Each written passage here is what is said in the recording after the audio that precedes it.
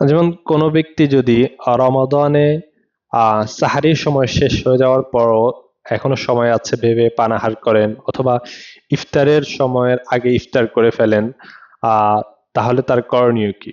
প্রশ্ন: রোজা অবস্থায় যদি কুলি করার সময় পেটের ভিতরে পানি চলে যায় তাহলে কি রোজা ভেঙে যাবে? কোনো ব্যক্তি যদি রমাদানে দিনের বেলায় পানাহার করে ফেলে তাহলে কি তার রোজা ভেঙে যাবে? ইন্নাল হামদালিল্লাহ ওয়াসসালাতু ওয়াসসালামু আলা রাসূলিল্লাহি ওয়া আলা আলিহি ওয়া আসহাবিহি আজমাইন। সম্মানিত দর্শক, আজকের এই ভিডিওতে রমাদান সম্পর্কে আমরা কিছু গুরুত্বপূর্ণ মাসআলা নিয়ে আলোচনা করব, যেগুলো আমাদের সকলের জানা অত্যন্ত জরুরি। যেমন কোনো ব্যক্তি যদি রমাদানে সাহারির সময় শেষ হয়ে যাওয়ার পরও এখনো সময় আছে ভেবে পানাহার করেন, অথবা ইফতারের সময়ের আগে ইফতার করে ফেলেন, তাহলে তার করণীয় কি? কোনো ব্যক্তি যদি রমাদানের সাহারির সময় শেষ হয়ে যাওয়ার পরেও সাহারি খান, অথবা স্ত্রী সহবাস অর্থাৎ সওম বিরোধী কোনো কাজ করেন ভুলে, তাহলে তার ওই রোজাটি ভেঙে যাবে।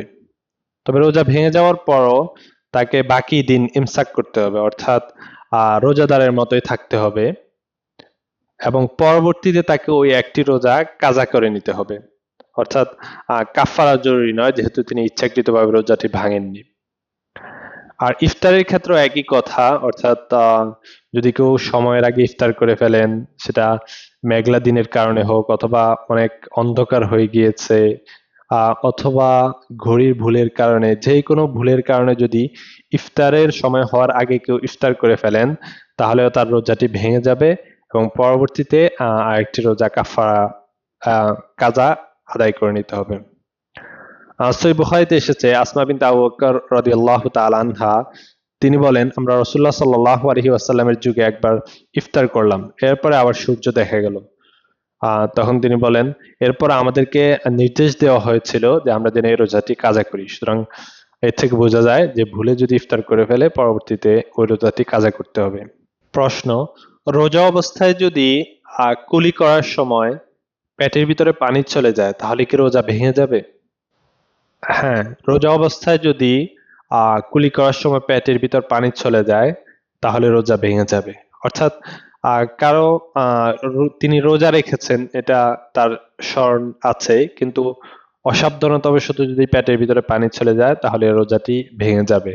তবে তিনি বাকি দিন আহ রোজাদারের মতোই থাকবেন, অর্থাৎ পানাহার থেকে বিরত থাকবেন, এবং পরবর্তীতে এই একটি রোজা তাকে কাজা আদায় করতে হবে, কিন্তু কাফফারা দিতে হবে না, কেননা তিনি ইচ্ছাকৃতভাবে রোজা ভাঙেননি।